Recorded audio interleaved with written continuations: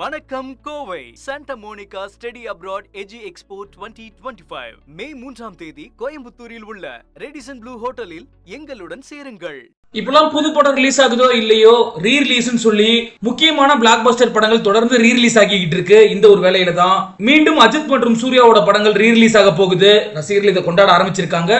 Okay, என்ன நடந்திருக்கு, எந்தெந்த திரைப்படங்கள் ரீ ரிலீஸ் ஆக போகுது அப்படிங்கறதெல்லாம் டீடைல்டா பார்க்கலாம். கௌதம் மேனனோட இயக்கத்துல சூர்யா ஜோதிகா நடிப்புல 2003ஆம் ஆண்டு வெளியாகி இருந்த திரைப்படம் தான் காக்க காக்க.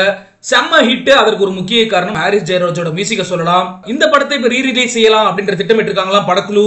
இது மட்டும் இல்லாம ராஜீவ் மேனன் இயக்கத்துல ஏகே என்று அழைக்கப்படக்கூடிய அஜித் குமார், அப்பாஸ், மம்புட்டி, ஐஸ்வர்யா ராய், தபு, சாமிலின்னு பல முக்கியமான நட்சத்திரங்கள் நடிப்புல 2000ஆம் ஆண்டு வெளியான கண்டுகொண்டேன் திரைப்படம் மிகப்பெரிய ஹிட் ஆகி இருந்துச்சு.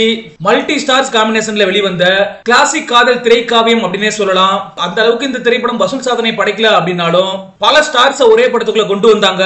அதனாலேயே இந்த படத்தின் மீதான எதிர்பார்ப்பு அப்போ உச்சகட்டத்துல இருந்துச்சு. இந்த படத்துக்கு இசையமைச்சிருந்தாரு ஏ.ஆர். ரகுமான். இப்போ வரைக்குமே பாடல்கள் செம்ம ஹிட் அப்படின்னே சொல்லலாம். இந்த படத்தையுமே ரீ ரிலீஸ் செய்யணும் அப்படின்னு சொல்லி கலைப்புலி எஸ் தானு களமிறங்கி இருக்காரு அப்படின்னு சொல்லப்படுது. அதற்கு ஒரு முக்கிய காரணம் என்ன அப்படின்னா, இப்பதான் சச்சின் படத்தை ரீ ரிலீஸ் செஞ்சிருக்காங்க.